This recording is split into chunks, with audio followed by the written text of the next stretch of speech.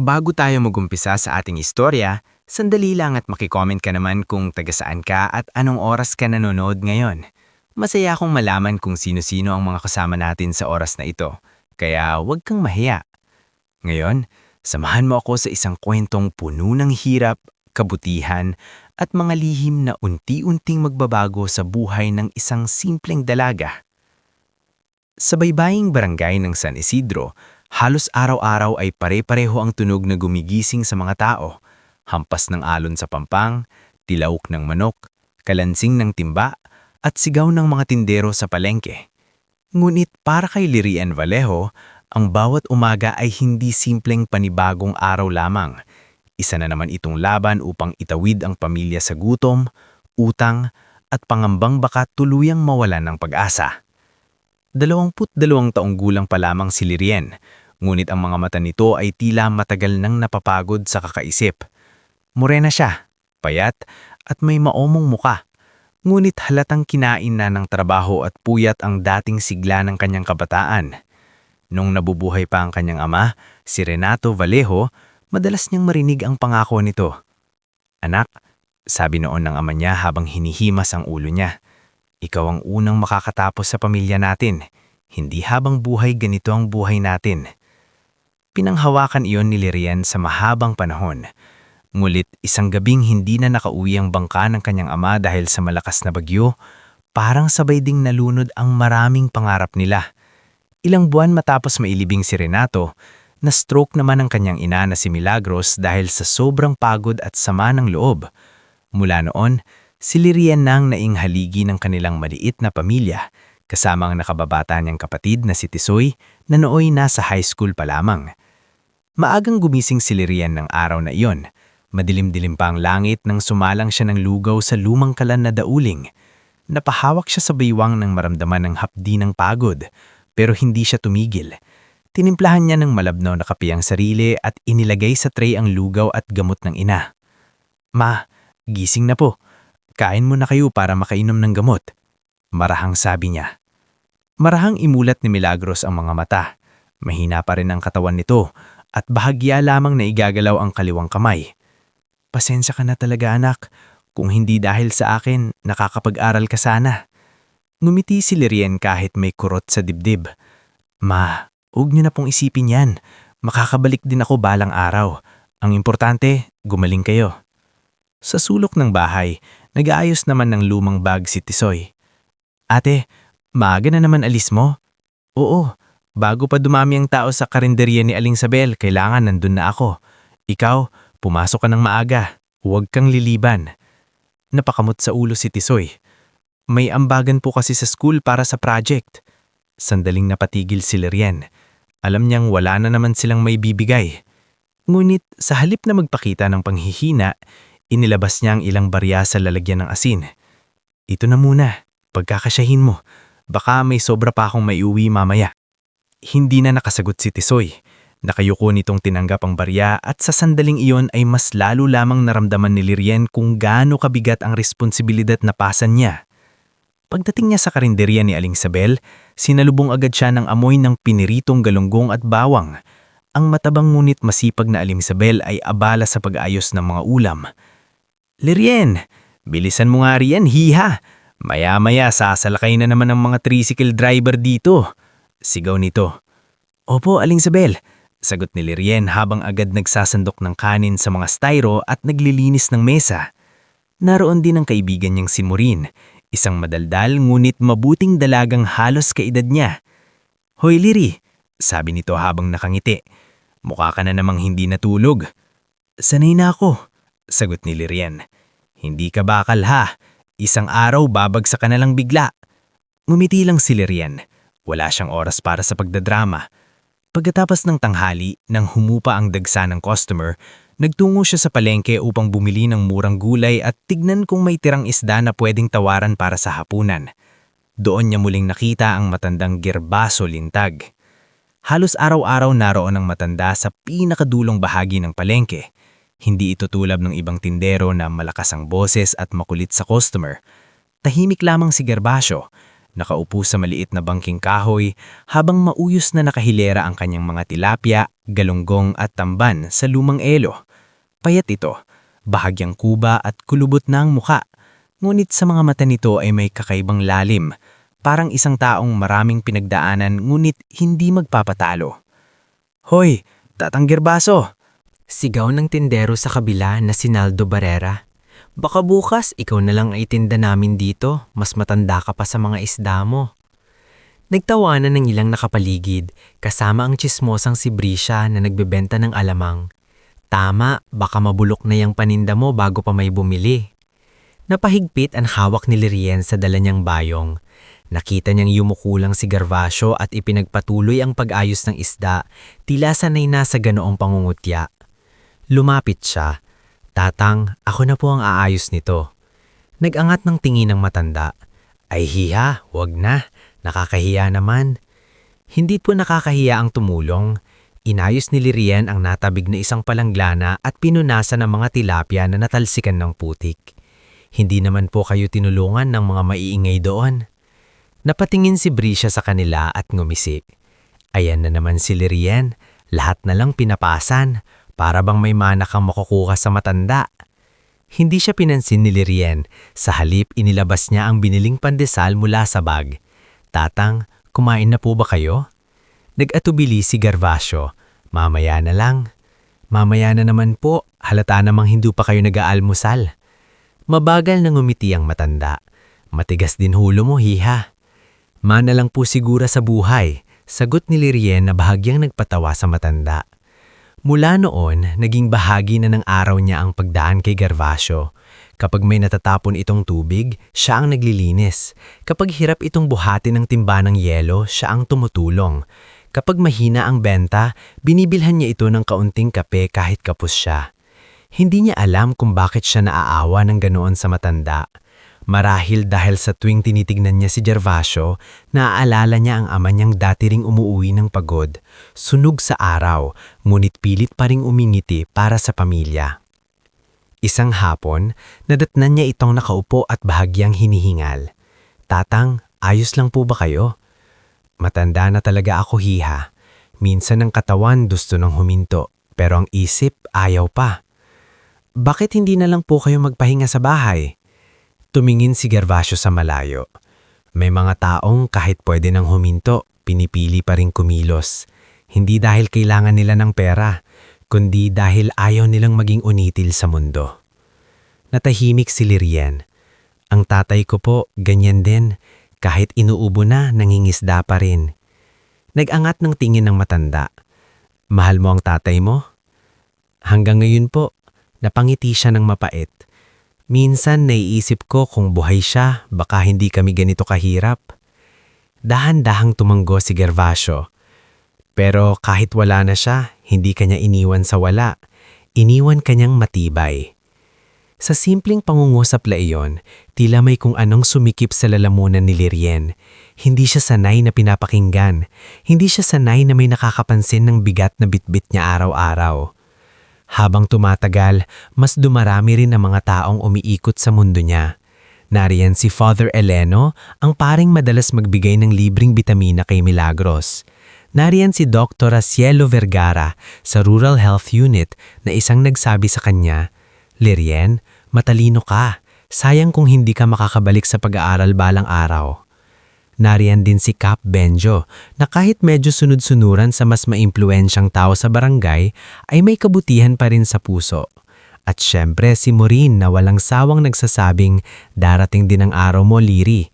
Hindi habang buhay ikaw ang lugmok." Ngunit sa kabila ng mga taong iyon, nanatiling payak at mabigat ang takbo ng buhay niya. Isang umuulang hapon, matapos magsara ang palengke, nakita niyang pilit binubuhat ni Gervasio ang 2 kahon ng natirang isda. "Teka lang po, tatang," agad niyang sabi. "Ako na po sa isa." "Wag na, mabigat ito." "Kaya ko po." Binuhat ni Lirien ang isang kahon kahit halos manginig ang mga braso niya sa bigat. Nabasa ang layalam ng damit niya sa ulan at tumalsik ang putik sa kanyang paa, pero hindi siya nagreklamo. Magkatabi silang naglakad ng matanda patungo sa waiting shed sa tapat ng kalsada. "Lirien, Mahinang sabi ni Gervasio na habang nakasandal sa poste. Bakit mo ba ako tinutulungan ng ganyan? Napatingin siya rito. Kasi po, walang ibang gustong tumulong. Hindi ka napapagod? Napapagod po, pero mas nakakapagod sigurong mabuhay ng walang pakialam. Nanatiling tahimik si Gervasio. At sa unang pagkakataon ay nakita ni Lirien ang pamumuo ng luha sa mga mata nito. Pero bago pa siya makapagtanong, may liwanag ng headlights na tumama sa basang kalsada. Sa di kalayuan, may isang mamahaling itim na sasakyan na nakaparada sa gilid. Hindi iyon karaniwang sasakyan na pumapasok sa San Isidro, kaya kapansin-pansin ito kahit sa ilalim ng ulan. Bahagyang bumaba ang salamin sa likod at sa loob ay may isang lalaking tahimik na nakamasid sa kanilang dalawa. Matangkad ito, maayos ang postura at kahit bahagyang natatakpan ng dilim ang muka, litaw ang malamig ngulit matalim nitong anyo. Hindi siya kilala ni Lirien at hindi rin niya alam kung bakit tila matagal na itong naroon. Ngunit sa paraan ng pagtititig nito kina Gervasio at sa kanya, parang may binabasa itong lihim sa bawat kilos nila. Maya-maya, muling umangat ang salamin ng sasakyan. Hindi bumusina, hindi bumaba ang lalaki. Tahimik lamang itong nanatili roon gaya ng isang aninong nagmamasid mula sa mundong napakalayo sa buhay na kinasasadlakan ni Lirien. Hindi alam ng dalaga na sa sandaling iyon, ang simpleng kabutihang ginagawa niya araw-araw para sa isang matandang naglalako ng isda ay hindi na lamang basta kilos ng awa. May isang pares ng matang lihim na sumusubaybay at ang mga matang iyon ang dahan-dahang magbubukas ng pintuan tungo sa pagbabagong hindi niya kailanman inaasahan. Bago tayo magpatuloy sa susunod na bahagi ng ating istorya, gusto ko munang anyayahan kang muling mag-iwan ng komento kung taga saan ka at anong oras mo ito pinapanood. Nakakatuwang isipin na sa iba't ibang lugar at oras, iisa tayong sabay-sabay na dinadala ng isang kwento. Ngayon, samahan mo akong laliman pa ang mundo ni Lirien, sapagkat sa likod ng kabutihang ginagawa niya sa isang matandang tindero ng isda, may mga lihim na unti-unti nang lumilitaw at may mga sugat na matagal nang hindi naghihilom. Hindi agad nawala sa isip ni Lirien ang lalaking nasa loob ng mamahaling itim na sasakyan noong maulang hapon na iyon. Kinabukasan, habang nagbabanlaw siya ng mga basur sa karinderya ni Aling Sabel, paminsan-minsay bumabalik sa isip niya ang malamig na tining na silayan niya mula sa loob ng sasakyan. May kakaiba sa lalaki. Hindi ito mukhang taga San Isidro. Hindi rin ito karaniwang mayamang napapadaan lang sa baryo. Ngunit dahil sanay na si Lirien na isang tabi ang mga bagay na hindi naman makakatulong sa pagkain nila sa hapag, pinilit niyang kalimutan iyon. "Liri, ano bang iniisip mo at natutulala ka riyan?" tanong ni Maureen habang hinihiwa ang kamatis. "Wala," sagot niya, bagamat halatang may iniisip pa rin. "May nakita lang akong sasakyan kahapon sa tapat ng palengke." "Ay, baka may bagong mayamang bibili ng lupa rito," biro ni Maureen. "Basta kung gwapo ang bumaba, akin na." Napailing si Lirien at napangiti ng bahagya. "Ikaw talaga." Ngunit sa kabilang panig ng kwento, may mga bagay na hindi niya nalalaman. Sa loob ng isang malawak at tahimik na opisina sa lungsod, nakatayo ang lalaking nasa sasakyan at nakatanaw sa salaming bintana ng gusali. Siya ay si Severin Lintag. Sa paningin ng publiko, isa siyang batang negosyanteng matalino, mahigpit at bihirang ngumiti. Kilala ang pangalan niya sa negosyo ng pag-export ng lamang dagat. Maraming negosyante ang umaasa sa kanyang pirma at maraming empleyado ang nanginginig sa isang simpleng utos niya. Ngulit sa ilalim ng mamahaling suit at malamig na tindig, may isang bagay siyang hindi kayang kontrolin. Ang unti-unting pagkarot ng konsensya tuwing nakikita niya ang kanyang ama na si Gervasio na patuloy na namumuhay parang ordinaryong tindero sa palengke. Sa loob ng opisina, tahimik na inilapag ng sekretarya niyang si Giselle ang isang folder sa mesa niya. "Sir Severin," mahinang sabi nito, "naroon na naman po ang tatay ninyong sa San Isidro kaninang umaga. Maaga raw siyang pumuesto." Hindi agad sumagot si Severin. Binuklat niya ang folder at tumambad doon ang ilang litrato. si Gervasio sa palengke, si Gervasio habang inaayos ang isda, at sa ilang larawan, malinaw na makikita si Lirien na tumutulong dito. Sino na naman ang babaeng ito? Malamig ngulit mababa ang tinig ni Severin. Si Lirien Vallejo po, sagot ni Isel. 22 taong gulang, nakatira sa San Isidro. Huminto sa pag-aaral dahil namatay ang ama at may sakit ang ina. Nagtatrabaho siya sa karinderya at tumutulong-tulong sa kung saan makakuha ng dagdag na kita. Tahimik na pinagmasdan ni Severin ng larawan ni Lirien habang iniaabot nito ang isang pandesal sa ama niya. Wala sa kilos ng dalaga ang pagpapakitang tao. Wala ring bakas ng pag-aabang ng pabor. Halip, may isang uri ng payak na malasakit na matagal nang hindi nakikita ni Severin sa mga taong nakapaligid sa kanya. Patuloy niyo lang obserbahan, Sabi niya sa huli. Opo, sir. Pagkaalis ni Giselle, naiwan si Severin sa katahimikan. Bumalik sa isip niya ang huling pagtatalo nila ng ama, ilang taon na ang nakalipas. Noon, sa loob ng mansyon, malakas ang boses ni Gervasio habang nakatayo sa harap niya. Hindi ko itinayo ang pinagpaguran ko para makita kitang maging malamig sa mga tao. Sigaw noon ng matanda. At siya, bilang batang punong-puno ng yabang at pangangatwiran ay sumagot. Kung hindi ako naging mahigpit, hindi lalaki ang negosyong ito.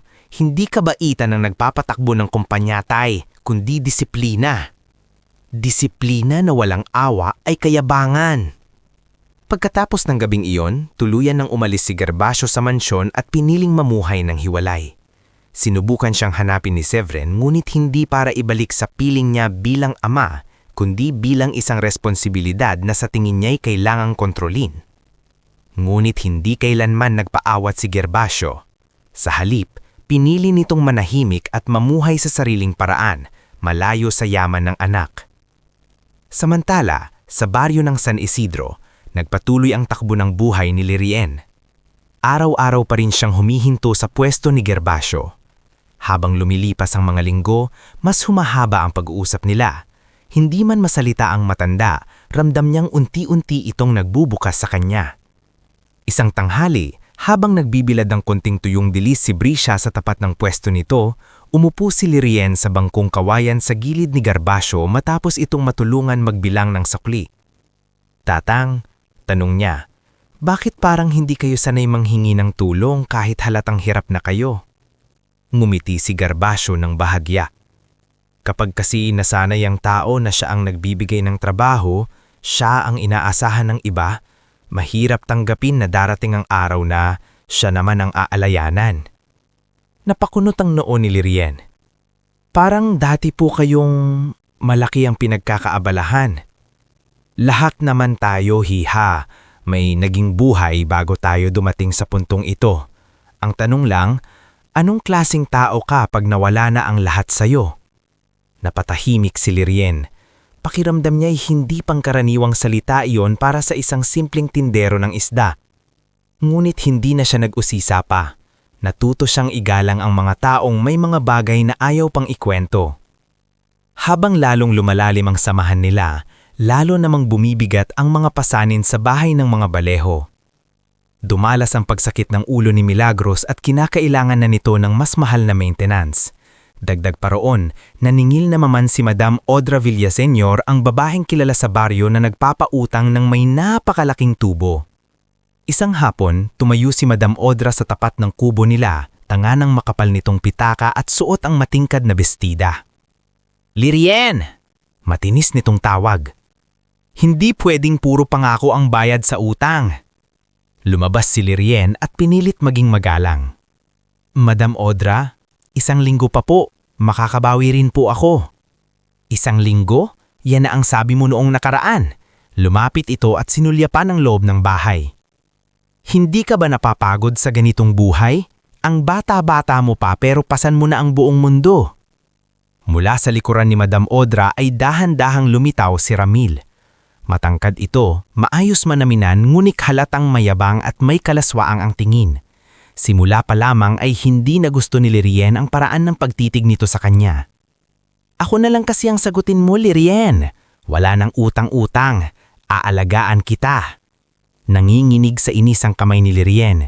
Hindi po ako paninda para tumbasan ng utang. tigas ng dila mo, singhal ni Madam Audra. Kung hindi ka pa makabayad sa takdang araw, baka hindi lang salita ang kunin namin sa inyo, pati bahay.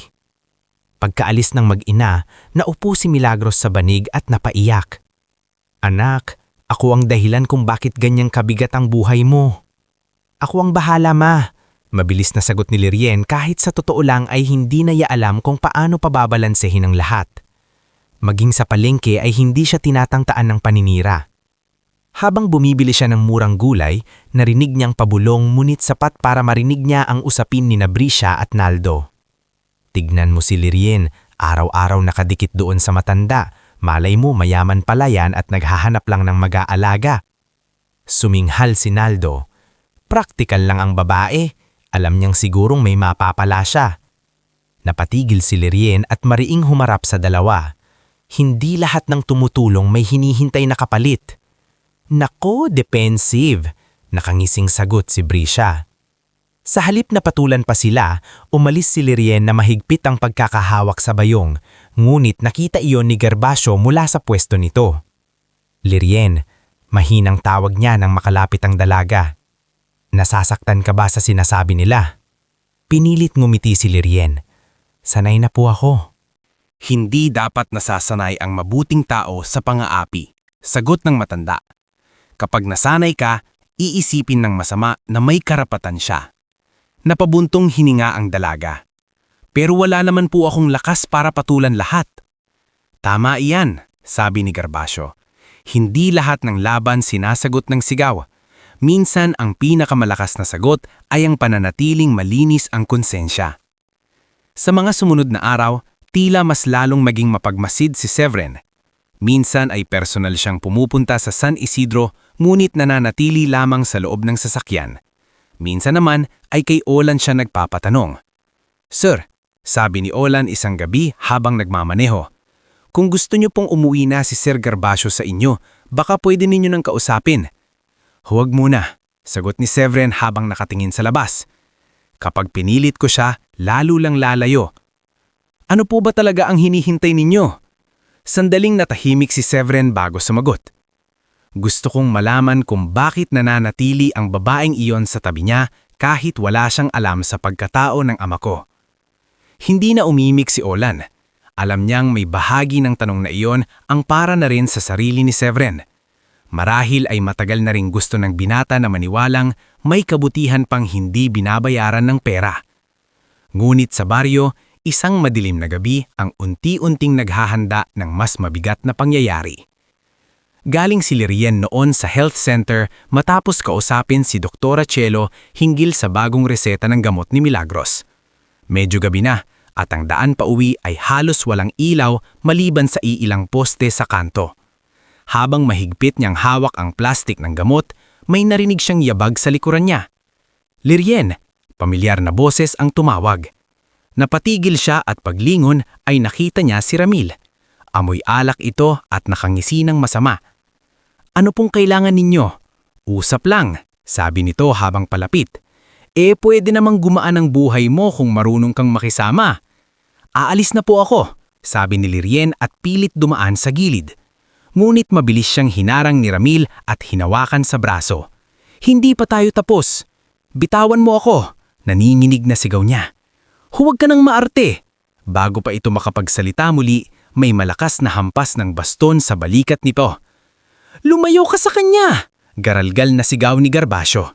Napatras si Ramil sa gulat habang hawak ang balikat.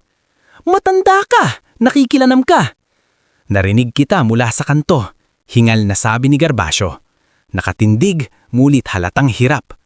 Babagsak ka na nga lang! Nagpapakabalyani ka pa! Bulyaw ni Ramil. Ngulit marahil sa takot na may makakita, mabilis din itong umurong at tuluyang naglaho sa dilim. Lirien! Sambit ni Gervasio. Ngunit bago pa makatugon ang dalaga, nakita niyang nanginginig ang tuhod ng matanda. Mabilis niyang itong inalayayan.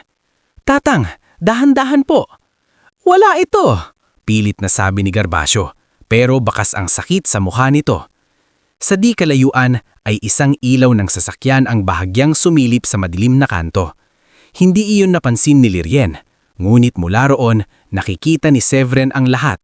ang paghawak ni Ramil kay Lirien, ang pagdating ng ama niya kahit matanda at hinana, at ang takot sa mukha ng dalaga na sa lahat ng pagkakataon ay piniling manindigan ng hindi nananakit sa iba. Mahigpit na napahawak si Severin sa manibela. Sa unang pagkakataon matapos ang maraming taon, ay hindi niya naramdamang siya ang pinakamalakas sa eksena.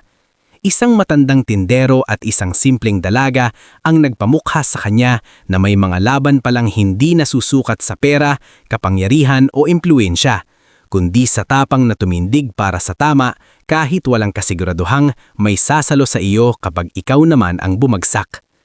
Kinabukasan, maagang maaga pa lamang ay may isang utos nang lumabas sa opisina ni Severin Lintag. "Giselle," malamig ngulit buo niyang sabi sa telepono. "Ipadala mo sa Rural Health Unit ang maintenance medicines na kailangan ni Milagros Balejo. Siguraduhing hindi malalaman kung saan galing." "Opo, sir." At isa pa, dagdag niya matapos ang ilang segundo ng katahimikan. "Hanapin niyo ang CCTV sa eskinita malapit sa health center kagabi.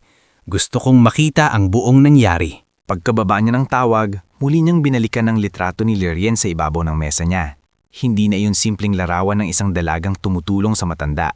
Para kay Severin, unti-unti na itong nagiging salamin ng isang bagay na matagal nang nawala sa sariling buhay niya. Ang tapat na malasakit na hindi humihingi ng kabayaran. At habang sa San Isidro ay patuloy na iniisip ni Lirien kung paano niya babayaran ng utang, mapoprotektahan ng pamilya at maiiwasan ng muling paglapit ni Ramil, sa isang mundong malayo sa kanya ay nagsisimula ng gumalaw ang isang puwersang hindi pa niya kilala. Isang puwersang maaring magdala ng tulong, gulo o pagbabago, at sa pag-usad ng mga araw, mas lalo pang lalalim ang pagkakaugnay ng kanilang mga kapalaran. Bago tayo muling dumako sa susunod na yugto ng ating istorya, gusto ko munang anyayaran kang mag-iwan ng komento kung taga-saan ka at anong oras mo ito pinapanood. Nakakatuwang isipin na habang ang iba ay kagigising pa lang, ang iba naman ay nagpapahinga na, pero sabay-sabay pa rin tayong nahuhulog sa iisang kwento. Ngayon, ipagpatuloy natin ang buhay ni Lirien dahil sa bahaging ito, may isang lihim na mabubunyag at mula roon ay tuluyan ng magbabago ang takbo ng kanyang mundo. Pagkaraan ng nangyaring paghabol ni Ramil sa madilim na eskinita, hindi naging magaan ang loob ni Lirien sa mga sumunod na araw. Kahit pilit niyang ipinakita kay Milagros at kay Tisoy na ayos lamang siya, halata pa rin sa kilos niya ang pagiging balisa. Mas madalas siyang mapatingin sa likod abang naglalakad. Mas mabilis siyang umuwi pagkatapos ng trabaho. At kahit sa palengke, ay hindi siya lubusang mapakali. Napansin iyon ni Maureen sa karinderya isang umaga habang nagsasaing sila. "Lirien," mahinang sabi nito, "simula noong nangyari iyon, parang lagi kang kinakabahan. Hindi ba pwedeng magsumbong na tayo kay Kap Benjo?" Sandaling natahimik si Lirien habang pinupunasan ng mesa. "Anong isusumbong natin? Na tinakot ako? Alam mo namang si Ramil, madali lang makalusot, baka lalo lang kaming gipitin ng nanay niya." "Pero hindi pwede na lagi ka nalang takot," mariing sabi ni Maureen. "Hindi mo kasalanan kung may mga lalaking walang hiya." Napuntong hininga si Lirien. "Hindi ko naman tinatanggap na tama sila. Ang iniisip ko lang baka mas lumala kapag pinalaki." Mula sa pintuan ng karinderya, pinanood lang sila ni Aling Sabel habang nagpupunas ng kamay sa apron. "Anak," sabi nito pagkaraan, "may mga laban na hindi mo pinipili pero dumarating para ipaalala sa iyo na hindi ka dapat payag na yurakan." Tumingin si Lirien rito at pilit na ngumiti. "Opo, Aling Sabel." Ngumot sa kabila ng pangamba, hindi siya tumigil sa pagdaan sa pwesto ni Gervasio. Sa katunayan, mas lalo pa siyang naging maalaga rito matapos ang gabing sinagip siya ng matanda. Ilang beses niyang inaya itong huwag ng pumwesto muna sa palengke upang makapagpahinga. "Tatang, kahit 2 araw lang po muna, halata namang masakit pa ang balikat ninyo," sabi niya habang maingat na inaabot ang baso ng mainit na salabat. "Naku hiha, kapag tumigil ako baka lalo akong manghina. At saka hindi mo ba napapansin, kapag wala ako rito, parang mas sumisigla ang mga mapanlait sa paligid." Napangiti si Lirien sa kabila ng pangamba. "Kahit po ganon, huwag niyo namang abusuhin ng katawan ninyo." Nag-angat ang tungin ng matanda at pinagmasdan siya. "Ikaw hiha, hindi mo ba inaabuso ang sarili mo sa kakapasan ng problema ng buong bahay ninyo?" Bahagyang natahimik si Lirien. "Kailangan po. Hindi lahat ng kailangan ay kailangan ikaw lang ang gumagawa. Matuto ka ring tumanggap kapag may gustong tumulong." Napayuko si Lirien. Hindi niya alam kung bakit tila mas mabigat sa kanya ang tumanggap ng tulong kesa magbigay nito. Marahil kasi kapag may inabot ang tao, may kasunod iyong kapalit. Nguit kay Gervasio, kakaiba. Hindi nito ipinapamukha ang mga salita. Parang simple lang itong nagtatanim ng aral sa bawat pangungusap. Lumipas ang ilang araw at dumating ang isang umaga na makulimlim ang langit. Halos walang sinag ng araw at malakas ang hangin sa dagat. Mukhang may ulan mamaya, sabi ng tapbenjo sa mga nagkukumpulan sa tapat ng palengke. Mag-ingat kayo, baka sumama ang panahon. Sa kabila ng babala, nagtunguta rin si Gervasio sa pwesto nito. At gaya ng dati, dumaan si Lirien matapos ang umagang trabaho sa karinderya. Pagdating niya roon, nakita niyang kukonti lang ang bumibili. Halos walang gustong tumigil sa dulong bahagi ng palengke dahil nagsisimula ng dumikit ang putik sa sementadong daan. "Tatang, konti ang benta ninyo ngayon," sabi ni Lirien habang inaayos ang isang timba ng yelo. "Kapag may bagyo, mas gusto ng tao magkulong sa bahay kaysa tumawad ng isda. Kung gusto ninyo, tulungan ko kayong iuwi ng mas maaga ang paninda." Huwag muna, baka may humabol pa. Ngunit ilang minuto pa lamang ang lumipas ay nagsimulang bumuhos ang ulan. Hindi ambon kundi malalaking patak na nababilis na dumadagundong sa bubong ng palengke. Nagtakbuhan ng ibang mamimili. Ang ilang tindero ay naguunahang magtakip ng paninda gamit ang trapal. Sa gitna ng gulong iyon, sinubukan ni Gervasio na buhatin ng isang kahon ng natitirang isda upang mailayo sa tumutulong tubig. "Tatang, teka lang!" sigaw ni Lirien. Ngulit huli na. Nadulas si Gervasio sa basang semento at muntik sumubsob. Mabilis na nilapitan siya ni Lirien at sinalo ang isang gilid ng kahon bago pa iyon tumama ng tuluyan sa lupa. Sumirit ang tubig ulan sa kanyang damit at nabasa agad ang laylayan ng saya niya. "Ako na po sa kabila," hingang niyang sabi. "Bitawan niyo muna, baka lalo kayong matumba." Sa kabilang mga pwesto, may ilang napatingin ngunit walang agad lumapit. Si Naldo na abala sa sarili niyang paninda ay napasimangot lamang. Si Brisha naman ay napailing na parang may gustong sabihin ngunit piniling manahimik. Sa gitna ng ulan, si Lirien lamang ang buong lakas na nakasalo kay Gervasio. "Hiha, mabigat yan," sabi ng matanda. "Kaya ko po," sagot niya kahit nanlalambot na ang mga braso. Isa-isa nilang inilipat ang mga kahon sa waiting shed malapit sa kalsada. Sa bawat balik ni Lirien sa pwesto upang kunin ang susunod na timba o kahon, lalo siyang nababasa. Dumidikit na sa noon niya ang ilang hibla ng buhok. Nanginginig na siya sa lamig ngunit hindi siya humihinto.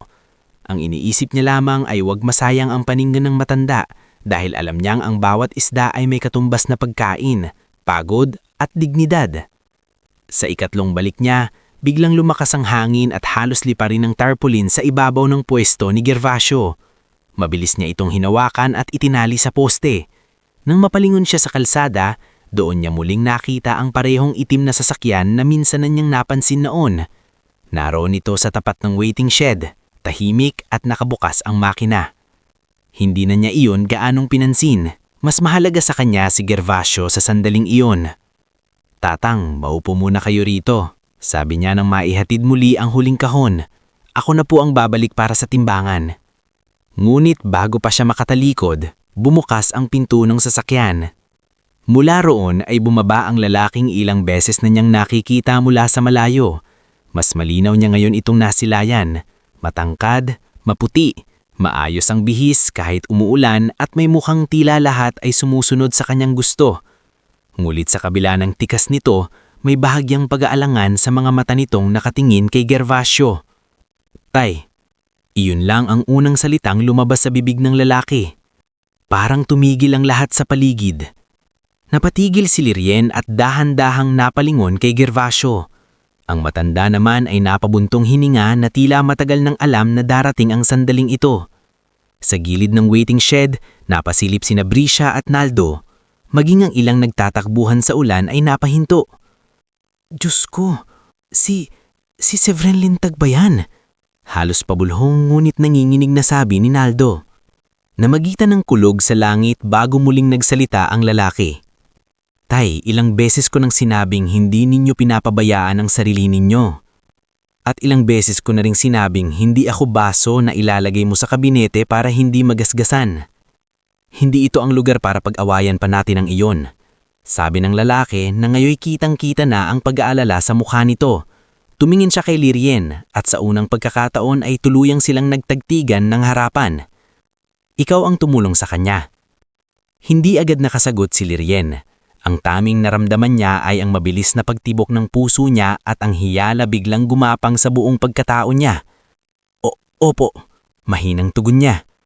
Lumapit pa ng kaunti ang lalaki. Ako ay si Vren Lintag. Hindi na siya kailangang ulitin kung sino siya. Sapat na ang mga bulong-bulong sa paligid. Si Severin Lintag, ang kilalang may-ari ng malalaking cold storage, bangka at export company sa probinsya. Ang bilyonaryong negosyanteng minsan lang nababasa sa mga balita at napag-uusapan sa mga tindahan ng kape. At siya pala ang anak ng matandang araw-araw niyang tinutulungan. Napaurong ng bahagya si Lirien. Pakiramdam niya ay may kung anong nabasag sa simpleng mundo na kinasanayan niya. Biglang nagsiksikan sa isip niya ang lahat ng chismis ni Brisha, ang pangungutya ni Naldo, ang mga biro ng tao sa palengke. Pero higit sa lahat, ang biglaang pagdududa. Niloko ba ako? Tinignan niya si Gervasio. Tatang, totoo po ba? Tumanggo ang matanda. Mabigat ang ekspresyon. Oo, hiha. Anak ko siya. Bakit hindi ninyo sinabi? Nanginginig ang tinig ni Lirien. Araw-araw po kayong nandito. Tinutulugan ko kayo dahil akala ko. Akala mo, isa lang akong matandang tindero. Mahinahong dugtong ni Gervasio. Napahigpit ang hawak ni Lirien sa basang bayong. Hindi po iyon ang punto. Ang punto po, hindi ko alam na... Hindi niya natapos ang sasabihin, hindi niya mahanap ang tamang salita. Hindi niya alam kung dapat ba siyang magalit, mahiya o tumakbo palayo. Sumabat si Severin, mababa ang boses. Hindi kanya niloko. Mabilis siyang napatingin dito at may kung anong inis na sumikbo sa dibdib niya. Hindi niya po ako niloko? Hindi ninyo alam kung gaano kahirap tumulong nang wala ka ng halos maibigay sa sarili mong pamilya. Alam ko. Maikling sagot ni Severin. Hindi ninyo alam, putol niya, at sa unang pagkakataon ay hindi siya natakot sa harap ng isang mayamang lalaki. Kung alam ko kung sino siya, baka iba ang naging pakikitungo ng buong palengke. Baka hindi nila ako pilagtawanan, baka hindi nila ako sinabihang may hinihintay akong mana. Tahimik si Severin. Ang ulan sa paligid ay tila lumalabo sa pagitan nilang dalawa. Si Gervasio ang muling nagsalita. Lirien, itinago ko ang totoo hindi para subukin ka o ipahiya ka. Nandito ako dahil gusto kong mabuhay bilang ako, hindi bilang anino ng pangalan ng anak ko. At ikaw, tumulong ka dahil nakita mo akong tao, hindi dahil sa apelyido ko. Unti-unting napaluha si Lirien, hindi dahil sa awa kundi sa halong hiya at sakit. Totoo ang sinabi ng matanda. Hindi nagbago ang dahilan ng pagtulong niya, pero nasaktan siya na may bahagi pala ng katotohanang matagal na siyang hindi sinabihan. Uuwi na po ako, mahinang sabi niya. Lirien, tawag ni Gervasio. Ngumit umatras siya. Pasensya na po, kailangan ko pong umuwi. Hindi na niya hinintay ang sagot ng dalawa. Naglakad siya sa gitna ng ulan na tila wala nang pakialam mabasa pa ng tuluyan. Sa likod niya ay narinig niya ang ilang bulong-bulong, ang gulat ni Brisha, ang tahimik na mura ni Naldo, ang pag-aalalang may bahid ng galit sa tinig ni Severin. Ngungit hindi na siya lumingon. Kinagabihan, matapos siyang matuyuan ng pulan at mapilitang ngumiti sa harap ni na Milagros at Tisoy, tahimik siyang umupo sa gilid ng banaag ng lampara. Naruroon pa rin sa isip niya ang mukha ni Gervasio at ang malamig na otoridad ni Severin. Para siyang nakapasok bigla sa isang pintuang hindi niya sinasadya at sa likod niyon ay may mundong napakalayo sa kanya. Kinabukasan, nagulat siya nang tawagin siya ni Doktora Cielo sa health center. Lirien, sabi ng doktora habang inaabot sa kanya ang isang maliit na kahon ng gamot. Kompleto na ang maintenance for 1 month. Napagkunot ang noo niya. Sino po? Hindi sinabi, basta ipinakiusap lang na ibigay sa'yo. Lalong gumulo ang isip ni Lirien. Nang hapon ding iyon, nadatnan siya naman ni Isel sa labas ng karinderya. Isang maayos at profesional na babae na halatang hindi taga-baryo. Miss Lirien Vallejo po? Opo. Ako po si Isel. Mula po ako sa Lintag Foundation. Hindi pa ito formal pero gusto ko sanang ipaalam sa inyo na may nais pong iparating si Mr. Severin Lintag. Kung handa kayo, nais niya kayong alukin ng scholarship para maipagpatuloy ninyo ang pag-aaral at maaari rin kayong magkaroon ng posisyon sa community office ng kumpanya sa bayan. Natigilam si Lirien. Saglit siyang hindi makapaniwala sa narinig. Ilang buwan, ilang taon na yata siyang hindi nang hahas mangarap ng ganito. Ngunit kasabay ng pag-asa ay ang biglang pag-igting ng pagdududa. Bakit po? Tanong niya. Dahil nakikita niya ang sipag at integridad ninyo. Maingat na sagot ni Isel. Pero sa loob ni Lirien, hindi iyon sapat. Integridad ba talaga ang nakita? O awa? O pagsisisi dahil sa lihim na matagal na siyang hindi sinabihan? Hindi saglit sa mismong pagsagot ay mahinahong tumanggo si Lirien. Salamat po, pero kailangan ko pong pag-isipan. Hindi nagpumilit si Isel. Nauunawaan ko po. Eto ang kontak ko kung kailan kayong handa. Pag-alis nito, nanatili si Lirien sa tapat ng karinderya. Hawak ang maliit na calling card. Sa unang pagkakataon matapos ang maraming taon ng puro pag-iwas sa pangarap, isang bagong daan ang humarap sa kanya. Ngunit kasama ng bagong daang iyon, ang takot na baka ang isang maling hakbang ay magbukas ng panibagong sugat, panibagong paninira at panibagong pagkabigo. At habang siya'y nakatayo roon, hindi niya alam na sa kabilang panig ng baryo, sina Brescia at Naldo ay nagsisimula ng magbulong-bulungan.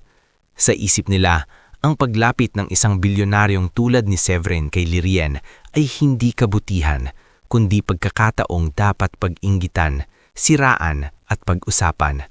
Samantalang si Madam Audra, nang mabalitaan ang koneksyon ni Lirien sa pamilyang Lintag, ay biglang napaisip kung paano niya iyon mapapakinabangan. Hindi pa man tuluyang tinatanggap ni Lirien ang pagbabagong lumalapit sa kanya, nagsisimula na ring gumalaw ang mga taong gustong hilahin siya pababa. Ngunit sa kabila ng mga iyon, may isang bagay nang hindi maibabalik sa dati. Ang simpleng mundo ni Lirien ay nabuksan na at sa pagbukas nito ay hindi na lamang hirap at utang ang kakaharapin niya. Mula ngayon, haharapin na rin niya ang kapangyarihan, ang tukso ng oportunidad at ang tanong kung kaya ba niyang manatiling totoo sa sarili habang ang kapalaran ay unti-unting inilalapit siya sa mga taong kay layo noon sa kanyang mundo. Bago tayo muling sumabak sa susunod na bahagi ng ating historya, gusto ko munang anyayahan kang mag-iwan ng komento kung taga saan ka at anong oras mo ito pinapanood ngayon. Nakakatuwang isipin na kahit magkakalayo tayo, iisa ang pintig ng damdamin natin sa bawat tagpong ating sinusubaybayan. Ngayon, samahan mo akong tunghayan ang panibagong yugto sa buhay ni Lirien, isang bahaging hindi na lamang tungkol sa kahirapan, kundi tungkol sa pag-angat, paninira at sa mabigat na laban para sa dangal. Hindi agad nagdesisyon si Lirien sa alok na scholarship at trabaho mula kay Severin Lintag. Ilang gabi siyang hindi nakakatulog, paulit-ulit na tinitingnan ang calling card na iniwan ni Yesel at paulit-ulit ding ibinabalik iyon sa lumang lata na pinagtataguan niya ng mahalagang bagay. Para sa ibang tao, maaaring napakadali ng sagot. Sino ba naman ang tatanggi sa pagkakataong makapag-aral muli at magkaroon ng mas maayos na trabaho? Ngunit para kay Lirien, hindi ganoon kasimple. Sanay siya sa buhay na bawat biyaya ay may kapalit. Sanay siya na ang pag-abot ng tulong ay may kasunod na pag-angkin, pagdidikta o pabor na kailangang bayaran. Kaya kahit gaano kaganda ang alok, natatakot siyang baka isang araw ay may isumbat sa kanyang hindi niya kayang tumbasan. Isang gabi, habang mahimbing nang natutulog si Milagros at si Tisoy ay abala sa pagre-review sa ilaw ng lumang bumbilya, tahimik na lumapit sa kanya ang kanyang ina. Anak, matagal ko nang kitang pinagmamasdan. Hindi ka mapakali. Pinilit ngumiti ni Lirien. Wala po yon, ma. Ang taong may mabigat na iniisip, hindi na itatawid ng ngiti. Bulong ng ina. Sabihin mo sa akin. Napaupo si Lirien sa gilid ng banig at tahimik na inilabas ang calling card. May alok po sila, scholarship, at trabaho. Tinignan iyon ni Milagros at napahinga ng malalim. At bakit parang pasan mo pa rin ang mundo? Natatakot po ako, aminin ni Lirien. Baka isipin ng tao na sumasabay ako sa pangalan nila. Baka sabihing ginagamit ko ang kabutihan ni Tatang Gervasio para umangat. Baka tama sila. Mabagal na umiling si Milagros. Hindi mo kasalanan kung may nakita sa iyo ng kabutihan at hindi kasalanan ng isang dukha na tumanggap ng pagkakataong pinaghirapan niyang maging karapat-dapat. Napayo ko si Lirien. Pero paano kung isumbat nila balang araw kung kabutihan ang ugat? Hindi iyon sumbat, at kung isusumbat man, anak, wala kang utang na loob sa kasingalinan. Ang utang na loob lamang ay para sa taong marunong gumalang. Hindi man agad nawala ang takot ni Lirien, dumikit sa isip niya ang mga salita ng ina. Kinabukasan, kinausap din si Dr. Cielo sa health center. Lirien, sabi nito habang inaayos ang records ng pasyente, nakikita ko sa iyo isang taong hindi nabubuhay lang para sa sarili. Kung may magbubukas na pinto para makapag-aral ka muli, huwag mong katakutang pumasok roon, Doktora. Mahinang sagot ni Lirien. Paano kung hindi ko kayanin ang mundo nila? Napangsimiti si Dr. Cielo. Hindi mo kailangang maging tulad nila. Ang kailangan mo lang ay manatiling ikaw habang natututo sa panibagong mundo. Sa huli, tinanggap ni Lirien ang scholarship at part-time na posisyon sa community office ng Lintag Foundation sa bayan. Ngunit hindi yon nangyari ng biglaan. Ilang linggo pa ang lumipas bago siya tuluyang nagsimulang bumiyahe araw-araw mula San Isidro papuntang bayan. Sa umaga ay tumutulong pa rin siya sa bahay at kay Aling Sabel kapag may oras. Sa hapon naman ay tumapasok siya sa opisina at sa gabi ay nag-aaral ng modules para sa kursong Business Administration na muli niyang tinahak. Hindi madali ang simula. Noong unang araw niya sa community office, pakiramdam niya ay napakaingay ng bawat yabag ng tsinelas niyang luma sa malinis na tiles ng gusali. Naroon si Isel, maayos at profesional na siyang gumabay sa kanya sa mga unang araw. Hindi mo kailangang kabahan, sabi ni Isel habang ipinapakita ang files at schedule. Hindi ka narito para kaawaan, narito ka dahil nakita naming mahusay ka. Mas madali pong paniwalaan yan kung hindi ako tinitingnan ng iba na parang naligaw, mahinang tugon ni Lirien. Napatingin si Isel sa ilang empiradong pasulyap-sulyap sa kanya at saka bahagyang ngumiti. May ilang tao talagang mabilis humusga sa bago, hayaan mo silang mapahiya sa sipag mo. Doon nagsimula ang mas mahaba at mas masalimuot na pag-akyat ni Lirien. Hindi siya biglang naging magaling sa lahat. Nagkamali siya sa pag-file ng records, nahirapan sa paggamit ng computer system, at ilang beses na natagalan sa pag-intindi ng financial reports. Ngulit hindi siya umatras. Tuwing nakakaramdam siya ng panghihina, naaalala niya ang dating sarili. Ang dalagang nagtitinda ng lakas sa buong araw kapalit ng kaunting barya. Kung kinaya niya ang maghapong trabaho at pag-aalaga sa ina, kakayanin din niya ang bagong mundong ito. Lumipas ang mga buwan. Sa pagdaan ng panahon, unti-unti niyang natutuhan hindi lamang ang trabaho sa foundation, kundi pati ang mas malaking pangarap nito sa mga baybaying komunidad. Siya ang naging tulay sa pagitan ng opisina at ng mga asawa ng mangingisda sa San Isidro. Sa pangunguna niya, nagsimula ang maliit na training para sa paggawa ng dried fish products at maayos na packaging. Si Maureen, na noon ay nagtrabaho muna sa lungsod bilang ahera, ay bumalik nang hikayatin siya ni Lirien. Lir, sigurado ka bang may mapapala tayo rito? Tanong ni Maureen isang hapon habang hawak ang attendance sheet ng training. Hindi agad-agad, sagot ni Lirien habang nag-aayos ng mga upuan sa barangay hall. Kung wala tayong sisimulan, kailan tayo aasenso? Napangiti si Maureen. Ikaw talaga. Noon ikaw ang pinakabugbog ng buhay. Ngayon ikaw pa ang unang nangangarap para sa iba. Maging si Dr. Cielo ay naging bahagi ng mas lumalawak na gawaing ito. Minsan sa isang buwan ay nagkakaroon sila ng nutrition program para sa mga anak ng mangingisda at si Lirien ang nag-organize ng attendance, pondo at logistics. Sa barangay naman, si Cap Benjo ay napilitang sumeryoso sa pagpuproseso ng permits dahil nakikita na niyang hindi lamang pangalan ng Lintag ang umiikot sa proyekto, kundi totoong pag-unlad ng komunidad. Samantala, sa loob ng mahigit isang taon, nagbago rin ang takbo ng relasyon ni Sevren at Lirien. Hindi man sila palaging magkasama, nagkakaroon sila ng madalas na pag-uusap tungkol sa mga proyekto, pondo at pangangailangan ng barangay. Sa simula, Pawang formal laman ang usapan nila. Ngumit habang lumilipas ang mga buwan, unti-unti nang nababawasan ang lamig sa pagitan nila.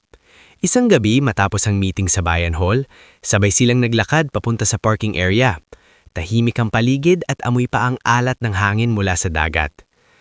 Napansin kong hindi mo ginagamit ang pangalan ko kahit pwede mong gawin yan, sabi ni Severin habang hawak ang susi ng sasakyan. Hindi agad sumagot si Lirien. Hindi ko po gustong umangat dahil sa takot ng iba sa apelido ninyo. Hindi takot ang dala ng pangalan ko. Malamig ngunit may bahagyang pait na sabi ni Severin. Minsan galit. Napatingin siya rito. At minsan pagdududa. Bahagyang natawa si Severin, ngunit hindi iyon yabang natawa. Tama ka. Sa mga ganitong maiikling pag-uusap, nakikita ni Lirien ang isang bahagi ni Severin na hindi alam ng karamihan. Hindi pala ni kasitong nagyayelo. Sa likod ng maingit na pananalita at kontroladong kilos, may sugatang anak na matagal ding hindi alam kung paano lalambot nang hindi nasasaktan. Ngunit habang gumaganda ang takbo ng buhay ni Lirien, may iba namang lalong nauupos sa inggit. Isa na roon si Calista Ruiz, anak ng isang shipping magnate at matagal nang malapit sa pamilya ng Lintag. Ganda, edukada, elegante at sanay sa mundong mayayaman, si Calista ang tipo ng babaeng hindi sanay maagawan ng atensyon. Sa una, inisip niyang lilipas din ang interes ni Severin kay Lirien. Ngunit nang mapansin niyang palaging binabanggit ni Severin ang reports ni Lirien, ang tagumpay ng training program at ang galing nitong makipag-ugnayan sa mga tao, nagsimula siyang makaramdam ng panganib. Sa isang pagtitipon sa mansyon ng Tia Vernice Lintag, napunta sa usapan si Lirien. Severin, sabi ni Tia Vernice habang hinihigop ang tsaa.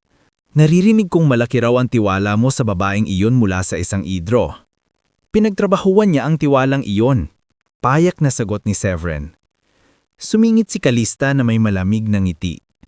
May mga taong mahusay talagang magpanggap na simple para makuha ang loob ng iba. Nanigas ang panga ni Severin. Hindi ako humahanga sa pagpapanggap. Sigurado ka? Mapanuring tanong ni Calista. Masyado kang mabilis magtiwala sa isang babaeng hindi naman galing sa mundo natin. Tumayo si Severin at inilabas ang baso. At mabuti na ring hindi siya galing sa mundo nating puno ng mapagpapanggap. Pagkaalis niya, nanatiling nakangiti si Calista ang ngunit halata sa mga mata nito ang apoy ng sama ng loob. Doon nagsimulang mabuo sa isip niya ang planong paninira. Naging kasabwat niya si Naldo Barrera na ilang buwan nang nagtatrabaho sa isang bodega ng Lintag Foundation bilang contractual helper. Dahil sa galit nito kay Lirien at sa ilang beses na pagkakahiya sa palengke, madali itong nabilog ni Calista kapalit ng pera. Simple lang, sabi ni Calista sa isang lihimang pag-uusap sa loob ng kotse. May ilang release forms at petty cash records na kailangan magmukhang dumaan sa kamay ni Lirien. Paano ko mabuking? Hindi ka mabubuking kung susundin mo ang utos ko. At kahit mabuking ka, mas maliit ang mawawala sa'yo kaysa sa makukuha mo. Dahan-dahang umusad ang kanilang balak. Ilang pondo ng cooperative ang pinalabas na na-release para sa packaging materials at freezer containers. Gumamit sila ng peke o kinopyang pirma at pinadaan ng ilang dokumento sa mga araw na abala si Lirien sa fieldwork. Nang mabuo ang sapat na papeles, sinigurado ni Calista na may makakapangsin sa audit. Mabilis na kumalat ang balita sa foundation. Isang umaga, pinatawag si Lirien sa main office. Pagpasok niya roon, nadatnan niya si Yasel na hindi mapakali, si Severin na mabigat ang muka, at ang auditor na may hawak na folder. Lirien, formal na sabi ng auditor, may ilang dokumentong lumalabas na pirmado mo kaugnay sa nawawalang pondo sa Sang Idro Cooperative. Parang nawalan ng hangin ang dibdib niya. Ano po? Imposible po iyon. Inilapag sa harap niya ang mga papeles. Nang laki ang mga mata niya. Kamukha nga ng pirma niya ang nasa forms, ngulit alam niyang hindi niya iyon pinirmaan. Hindi ko po ito ginawa, nanginginig niyang sabi. Malamig ang boses ni Calista mula sa gilid ng conference room. Lahat naman niya nang sasabihin. Mabilis na palinggon si Severin sa kanya. Halatang pinipigilan ng galit, ngunit bilang pinuno ng organisasyon, hindi niya pwedeng baliwalain agad ang proseso. Hanggat hindi malinaw ang lahat, mabigat niyang sabi kay Lirien, "Kailangan muna kitang isuspend sa fieldwork." Parang nawalan ng hangin ng paligid kay Lirien, hindi siya agad nakaimik. Ang narinig niya lang ay ang malakas na tibok ng puso niya, ang marahang sulyap ng ilang empleyado at ang mapait na katotohanang kabali sa lahat ng pagod at sikapat niya, kaya pa rin pala siyang durugin ng isang paratanga. Pagbalik niya sa San Isidro, mas mabigat pa ang paghakbang niya kaysa sa mga panahong wala siyang kasiguruhanan sa bukas. Mabilis na kumalat ang balita. Si Brisha na dating natahimik ay muling nabuhayan ng dila. Si Madam Audra naman ay may ngising parang matagal nang naghihintay na bumagsak siya. "Kita mo na?" sabi ni Madam Audra nang magkasulubong sila sa tapat ng tindahan. Kahit gaano kataas ang lipad ng mahirap, kapag nahulog, sa putikan din ang bagsak. Hindi sumagot si Lirien. Ngunit sa bahay, hindi niya naitago ang sakit. Nang makita siya ni Milagros na umiiyak ng tahimik sa tabi ng kalan, nahawakan ng ina sa dibdib. "Anak, anong ginawa nila sa'yo?" Lumuhod si Lirien sa tabi nito at doon lamang tuluyang bumigay. "Ma, hindi ko po ginawa, pero parang kahit sabihin ko ang dali pa ring paniwala ang kaya kong magnakaw." Yanakap siya ng ina gamit ang nanginginig nitong braso. "Ang katotohanan, anak, minsan hindi agad nananalo, pero hindi ibig sabihin yan matatalo na." Sa gitna ng pagdurusang iyon, may mga taong hindi siya iniwan. Dumating si Maureen kinagabi, dala ang pandesal at galit sa muka. "Sinong sabing magnakaw ka? Sabihin mo lang kakalmutin ko." Napainsik Lirien sa gitna ng sakit. Sumunod din si Doktora Cielo, dala ang gamot ni Milagros at payapang tinig. "Hindi ito panahon para sumuko. Kapag malinis ang kamay mo, may butas ang kasinungalingan ng kalaban." Maging si Gervasio kahit hirap ng lumakad ay nagpahatid kay Olan kinabukasan upang makita siya. Pagpasok nito sa kanilang bahay, agad na tumayo si Lirien. "Tatang?" Tinitigan siya ng matanda ng buong lambing ng isang ama na hindi niya kailanman inaasahang magkakaroon siya muli. "Hindi kita pinalaking tumulong sa akin araw-araw para lang mabali ka sa unang malupit na hampas ng kasinungalingan." Napaluha si Lirien. "Pero paano po kung wala silang paniniwala sa akin?" "Kung hindi man agad maniwala ang lahat," sagot ni Gervasio. "Ang mahalaga, may mga taong handang hanapin ang totoo. At ako, si Aisel, si Olan, si Maureen, si Doktora Cielo, hindi kami basta manonood habang dinudurog ka ng mga mapagkunwari." Sa mga araw na sumunod, nagsimula ang tahimik ngunit matinding paghahanap ng katotohanan. Habang si Lirien ay pansamantalang inalis sa fieldwork at muling pinag-uusapan ng buong baryo, sina Aisel at Olan ay nagsiyasat sa mga dokumento at CCTV sa bodega. Si Maureen naman ay nakarinig ng ilang usapan sa palengke tungkol kay Naldo. At si Severin, sa kabila ng pangangailangang manatiling maingat bilang pinuno, ay nagsimulang magduda hindi kay Lirien kundi sa sobrang ayos ng pagkakakabit ng ebidensya laban dito. Unti-unti, nagbabadya ang mas malaking labanan. Hindi na lamang ito tungkol sa pangalan ni Lirien.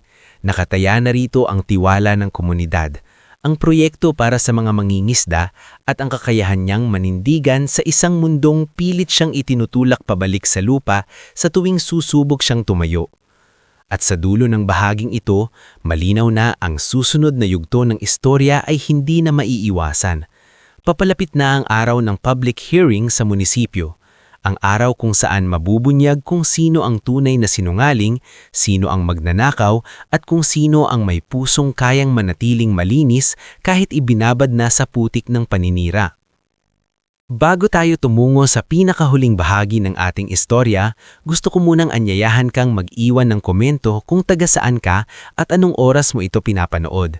Ang sarap isipin na sabay-sabay nating tinatahak ang dulo ng kwentong ito mula sa iba't ibang lugar at oras.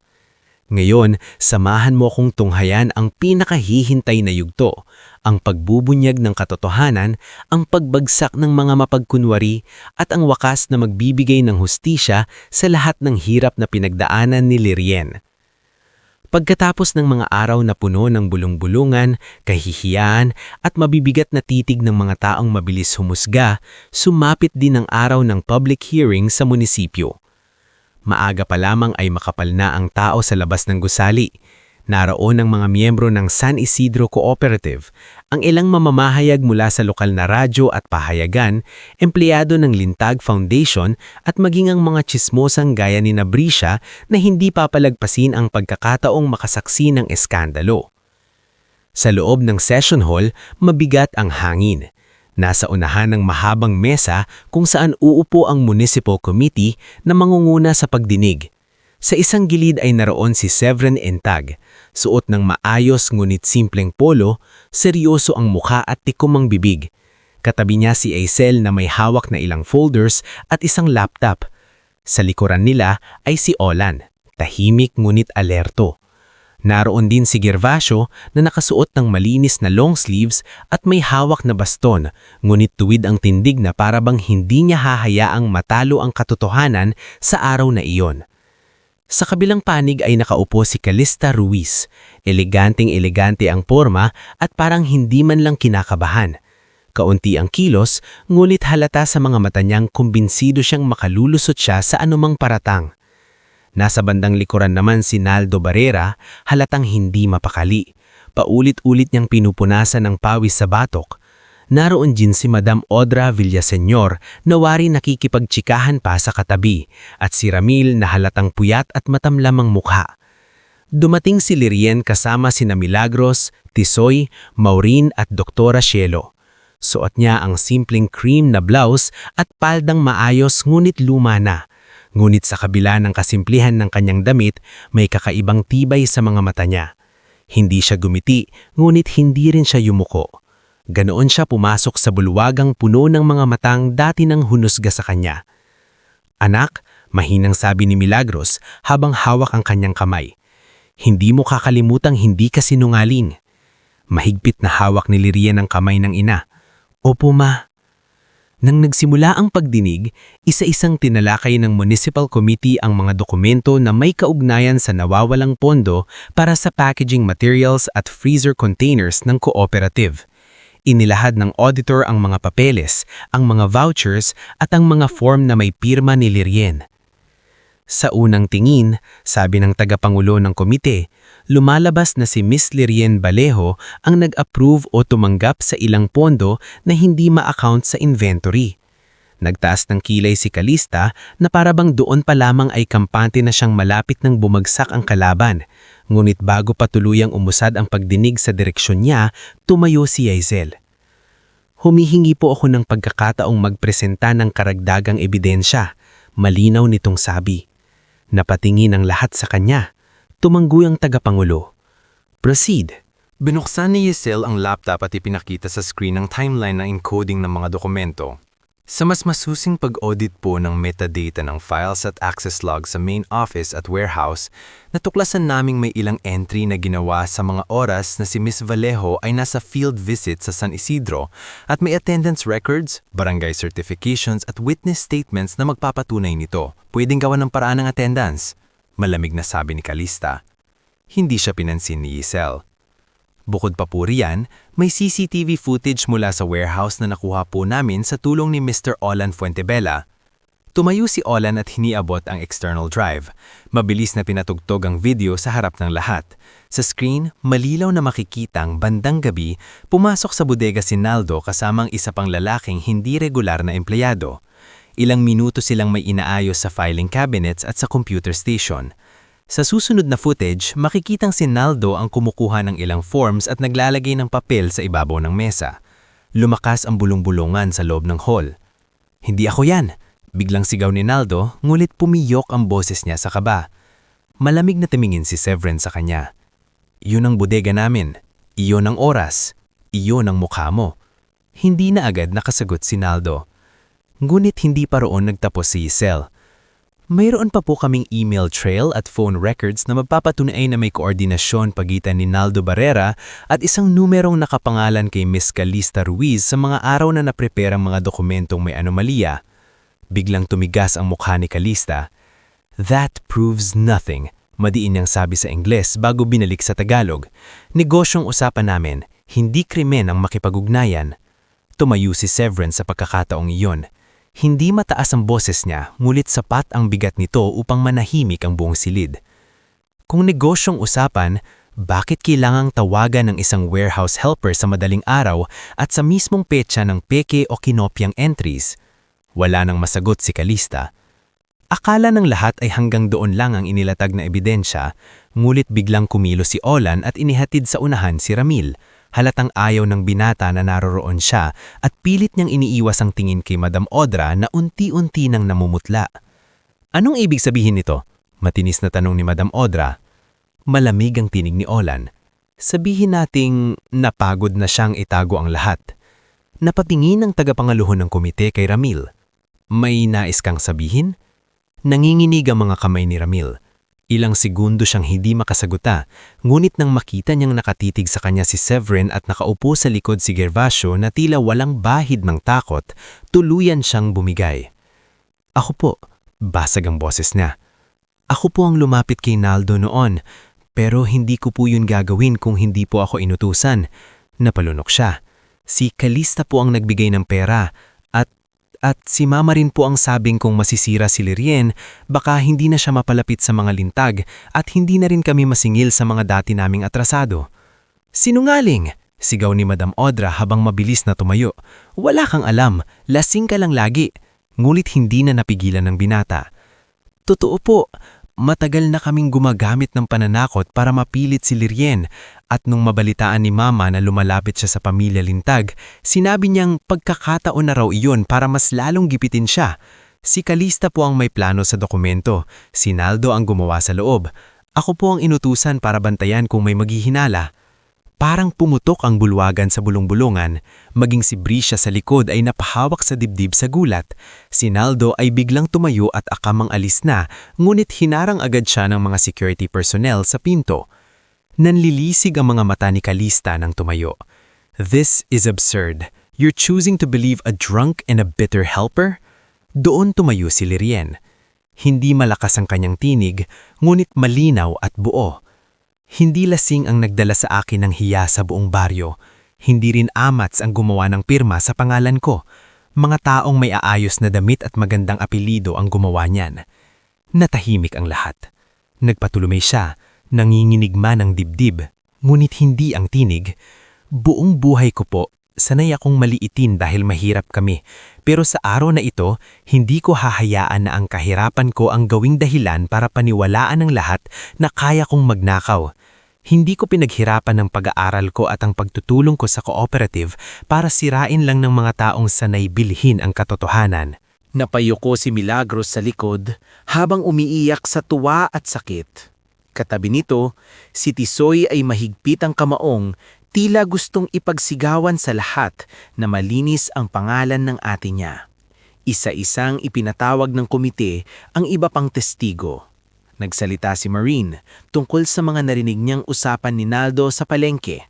Nagsalita si Dr. Cielo tungkol sa mga petsyang nasa health outreach si Lirien at imposibleng nasa warehouse. Nagsalita rin si Cap Benjo na bagamat dati madaling maimpluwensyahan, ay inaming nakikita niyang tapat si Lirien sa lahat ng proyekto sa barangay. Sa huli, naging malinaw ang lahat.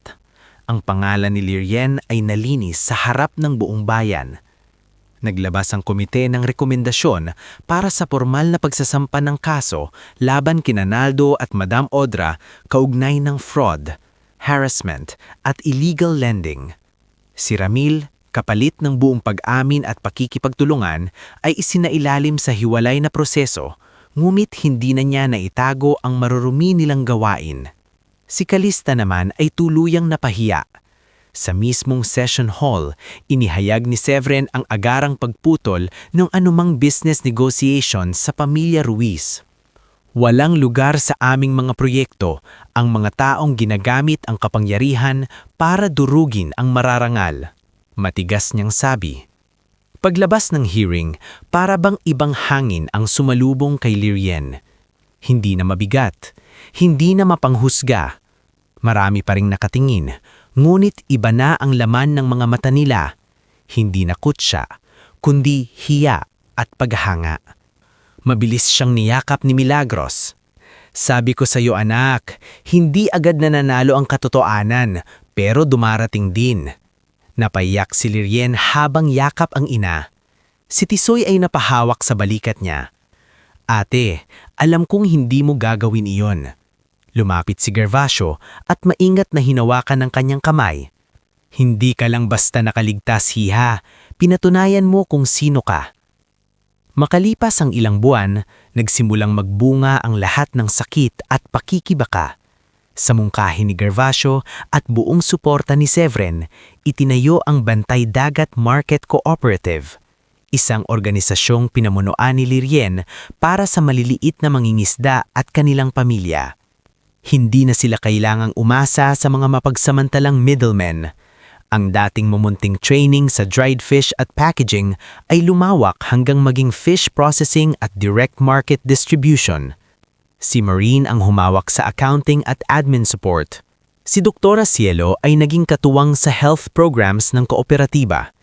Si Cap Benjo, na tila natuto rin sa mga pangyayari, ay tumulong sa permits at lokal na koordinasyon. Si Tisoy naman ay nabigyan ng scholarship para sa kursong Marine Engineering at sa unang pagkakataon ay nagkaroon siya ng malinaw na daan para sa sariling pangarap. Si Milagros naman ay mas naging maayos ang kalusugan dahil regular na ang kanyang gamot at may maayos na tirahan na sila. Isang simpleng bahay na yari sa matibay na materyales, malapit pa rin sa dagat, ngunit hindi na tulo-tulo ang bubong sa tuwing uulan. Maging ang dating palengke ay nagbago. Ang pwesto kung saan dating tahimik na naglalako si Gervasio ay naging simbolo ng bagong simula. Hindi na siya kailangang magbenta roon araw-araw. Sa halip, madalas na lang siyang umupo roon tuwing umaga, pinapanood ang mas masiglang hanay ng mga tindera at mangingisda na ngayon ay mas maayos na kita. Madalas din siyang lapitan ng mga tao upang humingi ng payo. Ang matandang minsan kinukutya ni Naldo at Brisha ay ngayon ay iginagalang ng buong barangay. At sa personal na buhay ni Lirien, may isang bahagi ring unti-unting naging malinaw. Hindi minadali ni Severin ang damdamin niya rito. Walang magarbong pangliligaw na puno ng kamera at bulaklak. Sa halip, naroon siya sa mga praktikal na sandali. Kapag may kailangang ayusin sa kooperatiba, kapag kailangang samahan si Gervasio sa check-up, kapag may mahirap na desisyon si Lirien tungkol sa expansion ng proyekto. Isang hapon, sa mismong lumang waiting shed malapit sa palengke kung saan unang nabunyag ang sikreto ng kanilang buhay, nagkataon silang dalawa lamang habang pinapanood ang paghupa ng alon. Tanong ni Severin, "Naalala mo?" Sagot ni Lirien, may bahagyang ngiti. "Paano kung kakalimutan? Diyan ko nalaman na ang matandang tinutulungan ko araw-araw ay may anak palang bilyonaryo." At sa wakas ay natawa si Severin, isang tawang hindi pulit at hindi malamig. At diyan ko rin nalaman na may mga taong mabait kahit walang nakikita. Napayuko si Lirien, ngunit hindi na tulad ng dati na puno ng hiya. "Noon, natatakot ako sa mundo mo." At ako, marhang niya masabi, natatakot sa mga taong tulad mo. Kasi kayong mga totoo, kayo ang pinakamahirap lapitan kapag nasanay kang mabuhay sa mundo ng pagpapanggap. Napatingin siya sa rito. Sa mga mata ni Severin ay wala na ang dating nagyeyelong layo.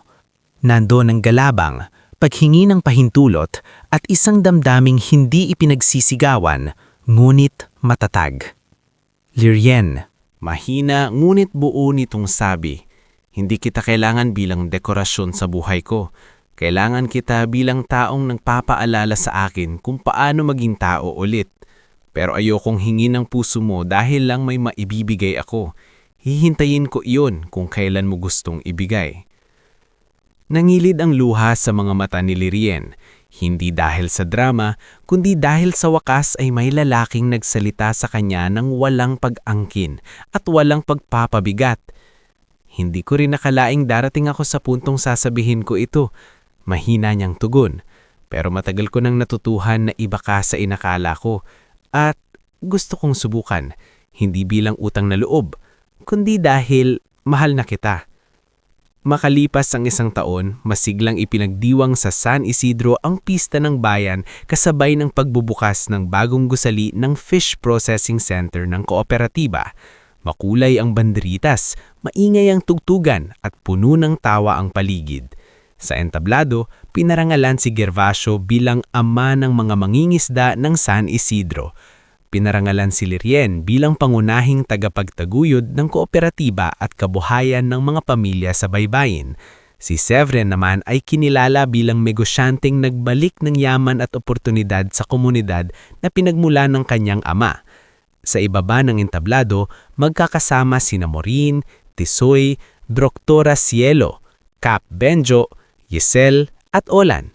Nagbibiruan sila habang pinapanood sina Lirien at Severin na magkatabing nakatayo, tahimik ngunit halatang magaan na ang loob sa isa't isa. Si Milagros, mas malakas na kaysa noon, ay nakaupo sa unahan at hindi maitago ang luha ng pasasalamat. Sa bandang huli ng hapon, matapos ang programa, umupo si Gervasio sa tabing dagat. Sa harap niya ay ang mga taong minsang watak-watak, sugatan at naghihikahos. Ngunit ngayoy tila isang pamilyang binuo hindi lang ng dugo, kundi ng kabutihan at pagtitiyaga. Lumapit si Lirien at naupo sa tabi niya. "Tatang, malamig na po ang hangin. Tara na po sa loob." Ngumiti ang matanda at tumilin sa malayo. "Alam mo, hiha, marami akong nakita sa buhay.